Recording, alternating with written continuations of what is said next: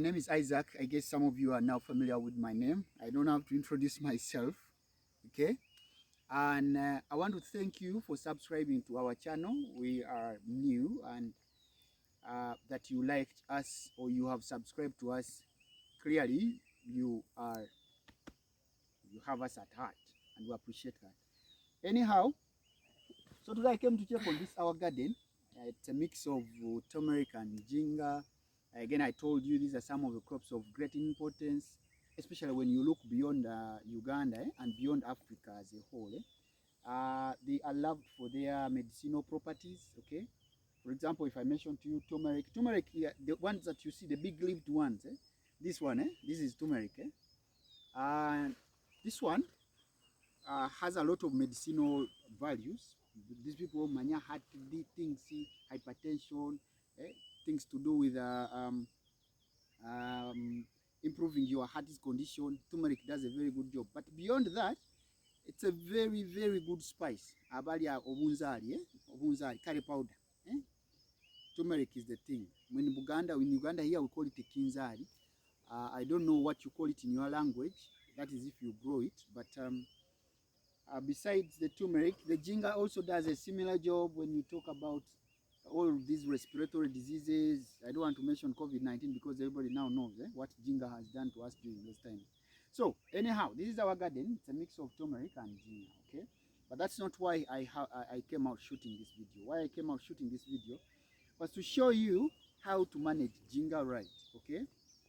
Now, this our garden is now in one of the most delicate stages. You can easily lose your crop around this stage, okay? And around this stage, our crop is 3 months and 1 week old, okay? Whatever you see here is 3 months and 1 week old. And why do I say this is the stage when you are most likely going to lose the crop, or when you are going to influence the yield that is going to come out of your crop? Because around this time is when the crop is growing fastest, okay? It is producing so many new shoots, it is expanding, and it is demanding for a lot of attention. But normally, for most of us, by the time you reach this stage, you have been strained financially, your pocket is now asking, is complaining, very many questions, is asking you very many questions, so you begin to pull back on the chemicals, okay? That would be okay, but just make sure that as you continue spraying or you continue managing your crop, just be careful, pick the right chemicals and apply them the right time. Pick the right, whatever, organic or inorganic, but just apply them at the right time for the crop to get the right treatment. So now at this stage, what is right with it? Let's start with what is right with the crop, okay? What is right with the crop is that we time the rains right, okay? When you are planting ginger, it is very, very important that as you plan, you plan for the crop to be shooting, to be multiplying, to be giving up many shoots during the period of rains. No doubt November has been a good month. We're in November, by the way. Has been a good month. We have had a lot of rains. So that is why the crop is able to come up and shoot pretty well. Okay? This is a nice thing. It's good performance, I could say. So it's coming out well. Okay? If you do not time the rains well, and then you find yourself, you are in the middle of August, you are in the middle of July, you are in the middle of June, and your garden is at this step, it compromises the yield.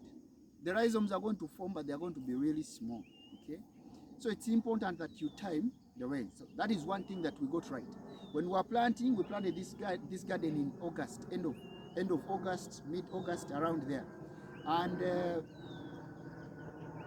yeah, it took some good time, a month before it started shooting, and now 3 months, 1 week, 3 months, 2 weeks, we are fine. This is what we look like. We are going to continue managing this crop for the next 3 months, okay?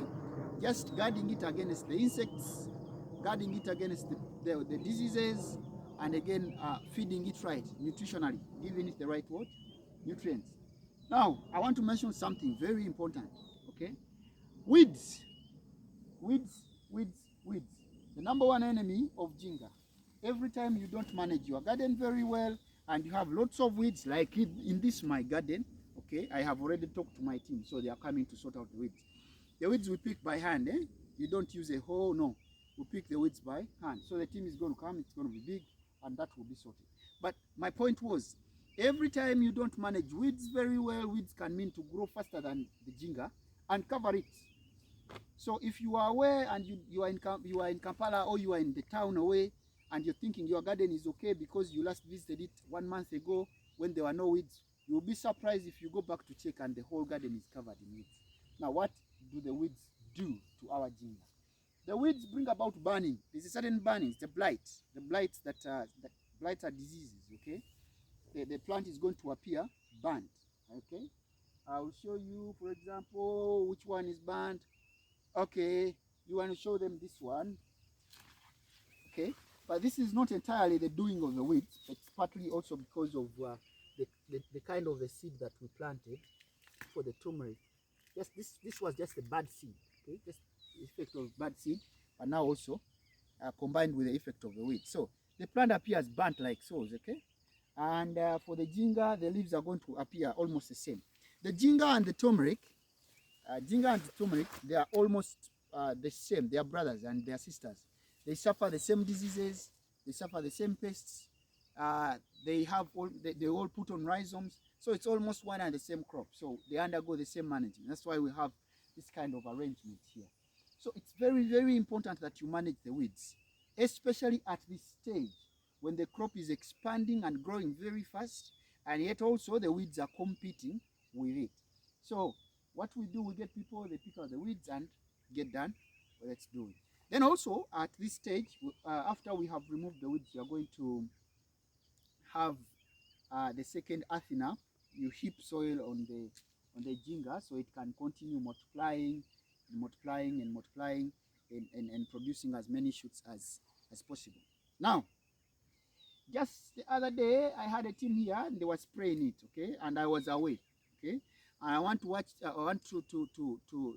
caution you, colleagues, as you are running your gardens out there. Be careful with the workers, okay. Sometimes you think you have spent a lot of the garden, but it's because the workers are stealing from you, okay. The chemicals, that whatever products you bring and ask them to apply on your garden, they are just, you know, taking to their homes and they never get to do what? To apply. So I say that because I'm a bit frustrated. I had a team on ground and there are some work they're supposed to do yesterday and they didn't do it, okay? But I've asked them to come back and get done with everything. So my point is, as you are assigning these people work to help you manage your gardens, be very careful and be sure that you have enough supervision on ground. Otherwise, you're going to put 20 million where you should have put just 10 million, okay? Very, very important factor. So this is our crop. This is what it looks like. I'll be sharing another video some other time when we get to the point of earthing up. But as of now, I have mentioned 3 very important things. Guard against the pest. At this stage, the pest is going to be very rampant because there is a lot of crowdedness as the crop is expanding. Guard against the disease. The disease is likely to spread very fast because the weeds are competing in the same area. And then also, I have told you to feed the crop right. At this stage, how do we feed the crop right? We're interested in everything that can help our rhizome to grow big. Somebody wants to look at how our jinga looks like in the ground. Which crop do which one do I sacrifice? Which plant do I sacrifice? There is no plant that I am going to sacrifice. So my dear viewers, I am very sorry. Have a good day. Thank you for listening and tuning in. Remember to subscribe to our channel and invite a friend to subscribe to this channel. Isaac, peace.